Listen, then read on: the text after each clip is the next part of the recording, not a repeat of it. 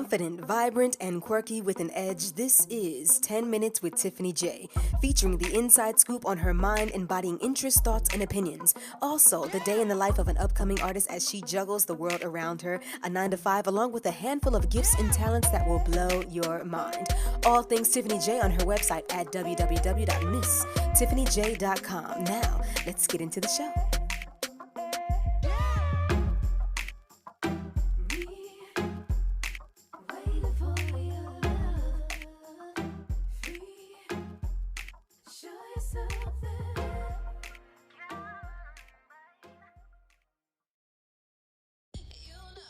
This is a Miss Tiffany J bonus episode.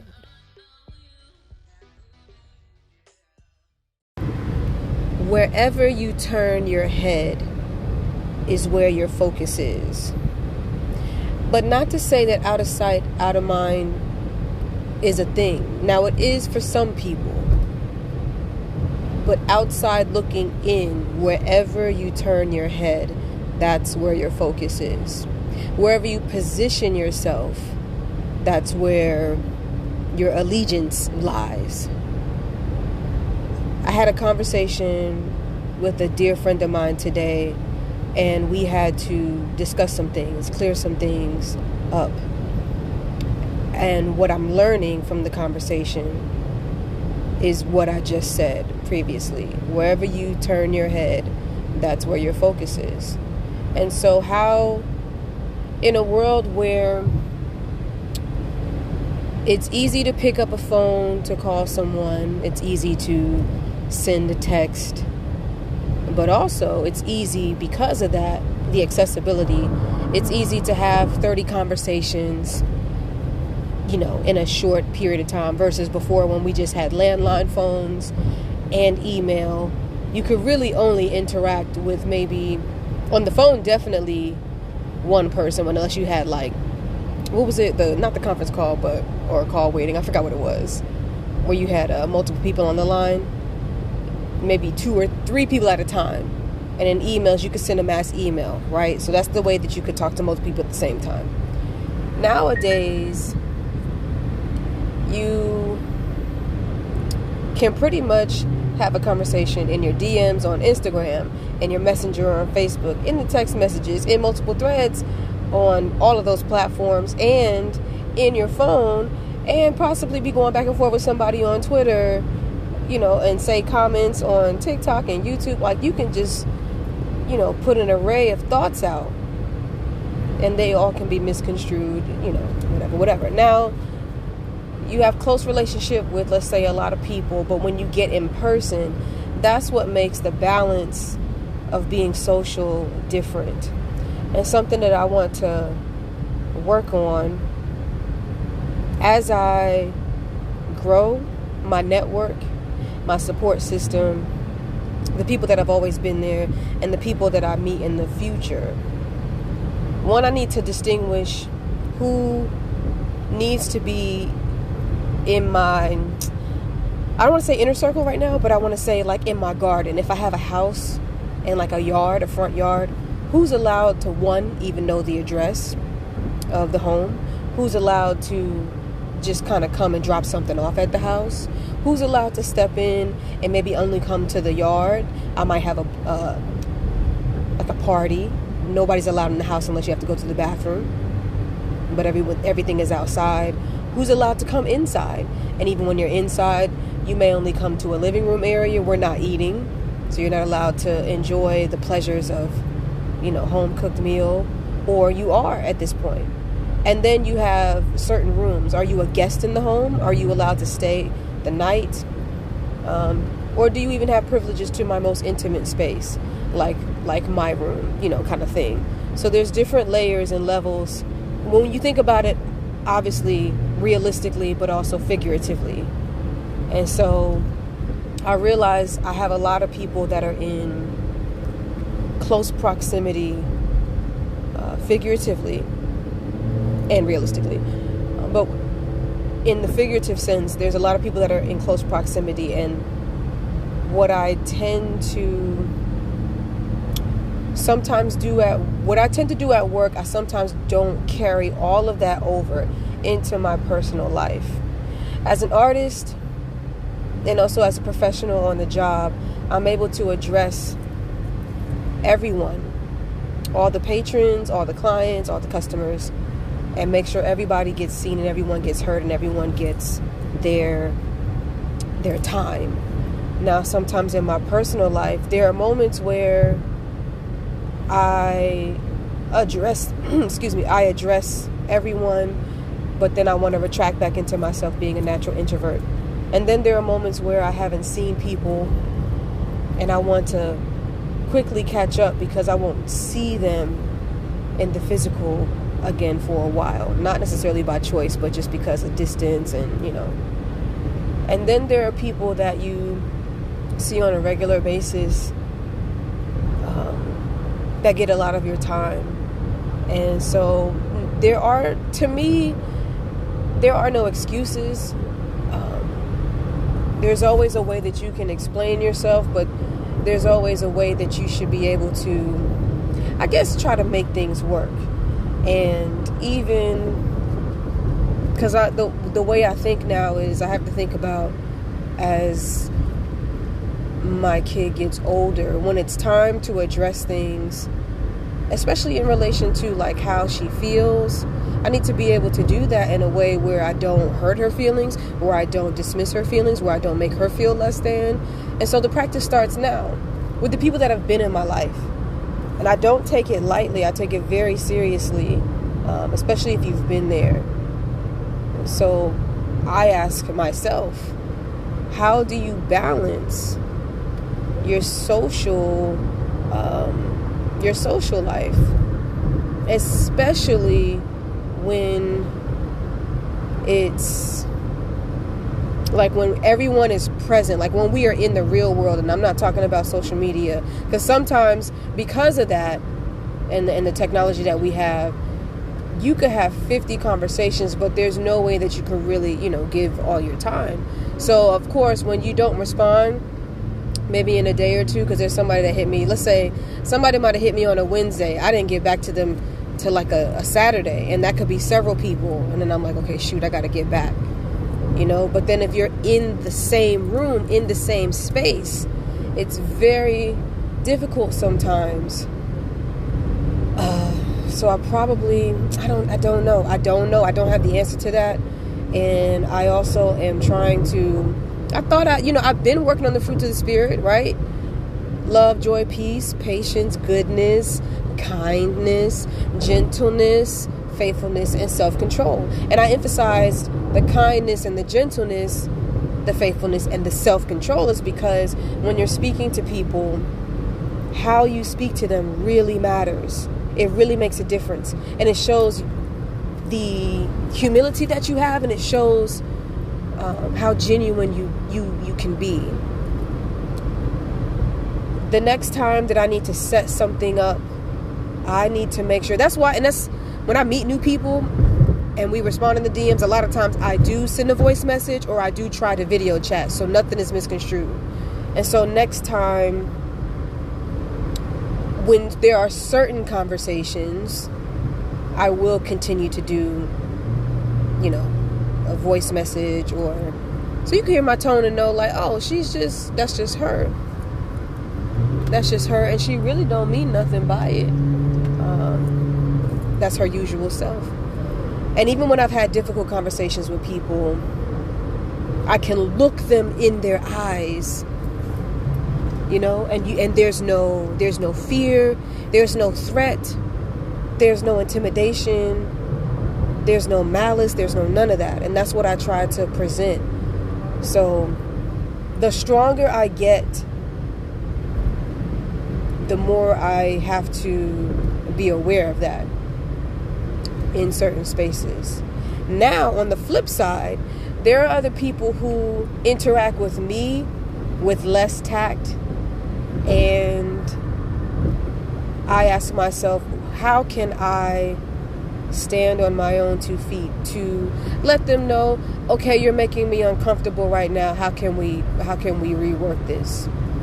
I appreciate your concern, but how can we rework this? I appreciate your advice, that I didn't ask for, but how can we rework this? Like that kind of thing. These are all the things as we grow and communicate more often, and people feel, I guess they feel close enough to share and comfortable enough to share. How the answer is how do you? I think some of it is when you know someone and then you're able to like work it out. When you don't really know someone, then you don't know where, if you're walking on eggshells or not, right? And if you choose to take it closer, a lot of times people get closer from the miscommunication and the misunderstanding, and then they work it out and they're like, oh, okay, that's how you communicate, or oh, okay, that's how you do this or that. I have one more conversation that I think I want to have with somebody. They don't know it's coming, but I do want to, like, for me, when my spirit is unsettled, I need to handle it, or else I can't like let it go. Like it keeps wrestling with me, like the incident, the thought, the thing that I got to work out. So I have one more conversation, and it's really just, it's not necessarily like to clear something up, but it's just to kind of like be on the same page with communication, to establish a trust, really. And it could be a trust of like, all right, you're going to be over there, I'm going to be over here. Or a trust of like, okay, when you say this is what you mean. You don't mean no harm, but you're really just trying to look out. Thank you, I appreciate it, that kind of thing. So this podcast, I sometimes I don't even know what I'm going to be titling them until I like listen to it again. But it's probably how do you balance communication when you have to be sensitive in so many ways, because a lot of times, like from reality TV and things like that, you see people, they are not sensitive. And I always thought to myself, I would never talk to somebody like that, right? And next thing you know, I'm being called out for the way I spoke to someone, and I'm like, oh shoot, what did I do? Did I do something wrong? And sometimes you can never really hear yourself until you hear yourself, or until someone, and it's cool. I like that about like when you're really good friends with somebody and they can say, hey, like, are you okay with this? You made me feel some kind of way, like just kind of, and I'm like, you know what, my bad, I didn't mean to, trust, I did not mean to, that kind of thing. I remember one of my friends, we were just getting like cool and real close, right? And we were about to go, we had been working out. And on this one particular day, I had like a scheduling conflict, and I was like, look, we got to like reschedule or whatever. And she thought, I try not to say they thought, because it could have been a he or whatever, but they thought that, I lost my train. She thought that I didn't want to be friends with her, or I was trying to like come up with an excuse or something like that. And I was like, no. Like, and we had like an argument about it and everything. And then she thought we wasn't going to be friends no more, because we argued about it. And I was like, nah, like I legit had a scheduling conflict. We cool. We can just regroup, and we good. Like it happens. You know what I mean? And so we talked about it, and we're cool to this day. And there are other people who, a lot of people, this is something that I don't like. Some people tend to cut me off when I'm talking, and it is a major pet peeve of mine. And I don't like that. And I don't know if it's because they feel they're in a superior position, so therefore they can just say what they want to say. And I don't think they realize that they're doing that. And out of a natural tendency for me to listen and care, I just stop talking. Now, I had watched this video once, and they were talking about if people keep cutting you off, like what to do. So because what it does is it messes up my train of thought, and then I just focus on what they're saying, and whatever I was saying is just out the window. So what I want to try to do is I want to be, I'm not saying so headstrong, but I really want to be so focused on what I'm saying that I don't stop what I'm saying and I keep talking. And then because I keep talking, I think the other person will then realize, wow, I am interrupting her.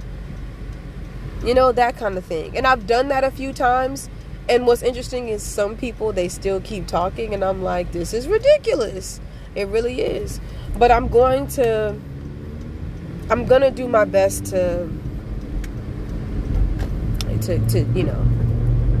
I believe if I keep a tone, I've tried everything. I've tried to keep a tone, or be calm and stuff like that. Now, some people that realize that they're doing it, they're like, excuse me for interrupting you, but even then, it's like, all right, come on. Now, if they keep doing it, it's just like, you gotta stop. You gotta let me finish. Now, some people realize it, and then it's relative, and then we go back and forth, and they let me speak. I'm trying to do that myself, not interrupt people while they're talking. So I done went on a different tangent just because, but I'm back on my grind as far as going back to work, you guys. This is my first week back. This is a Saturday now, the 7th day of the week. My 6th day working. I went back real hard, a good 40 hours in. And I come Sunday, Monday, Tuesday, and Wednesday, I was extremely exhausted. And I mean beyond belief or anything that I can imagine. I've never been this out of shape, and standing, has never wore me out as much as it did. And remember back in my YMCA days when we would be outside all day, and then I'd come home and I'd fall out because the heat will knock you out. Speaking of YMCA, I'm so thankful for my experience with child care there and family care. I'm going to say this last thing, and this is for the people that are about to be moms, that are new moms. This is my encouragement.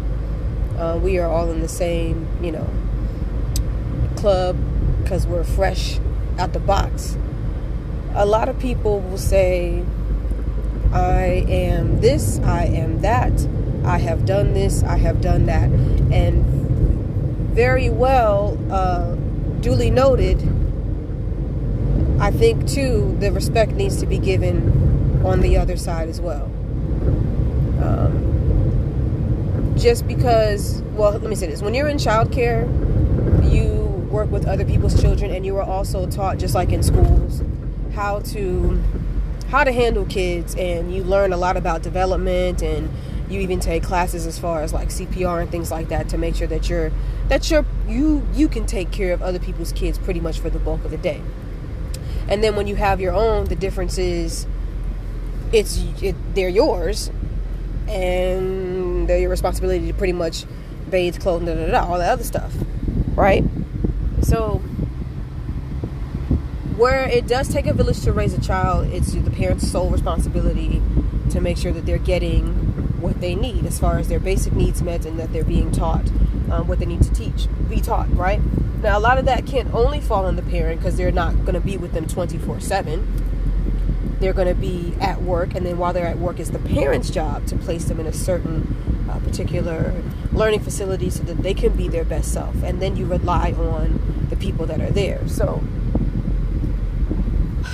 when people say they've raised 5 kids and 10 kids or whatever the case is, don't matter to me, because you can raise a dog.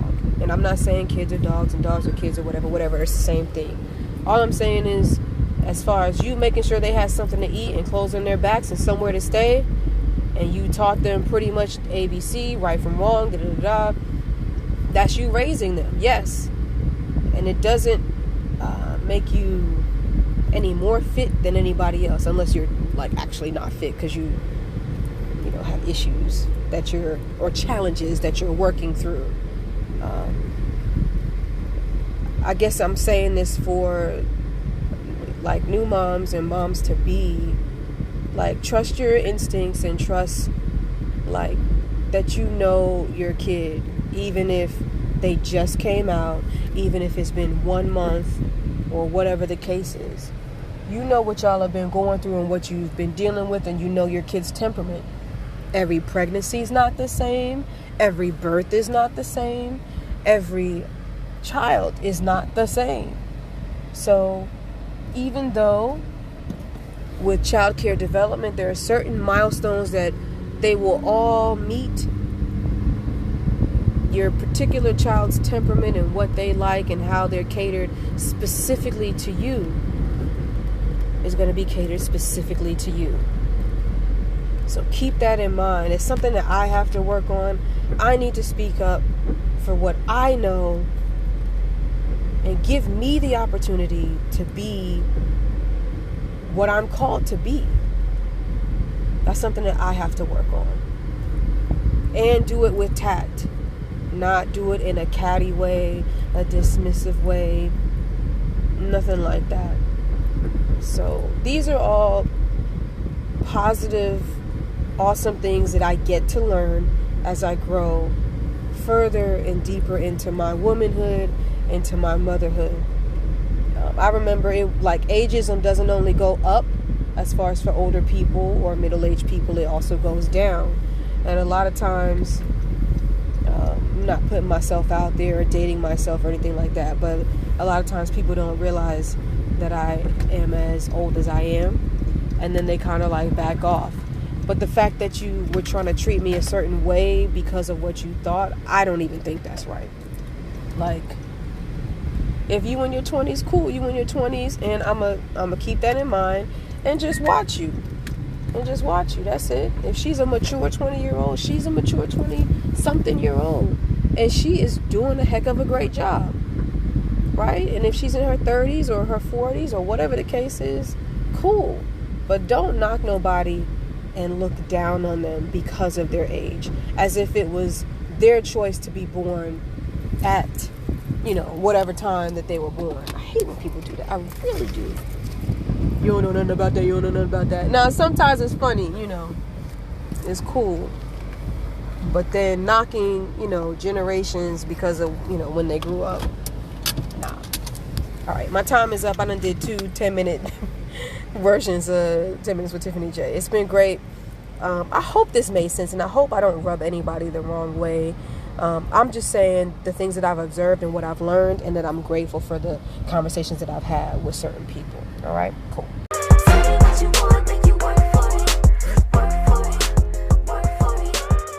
That was another edition of 10 Minutes with Tiffany J. I hope you all enjoyed yourselves. I know I did. Now you can get more episodes on my website at www.misstiffanyj.com. But don't stop there. Hop on over to the music tab and check out your favorite Tiffany J record, starting with my latest singles, Work For It and Callin' Me, which is on all digital platforms. Also with a bomb video showcase on YouTube featuring the Queen City, Charlotte, North Carolina.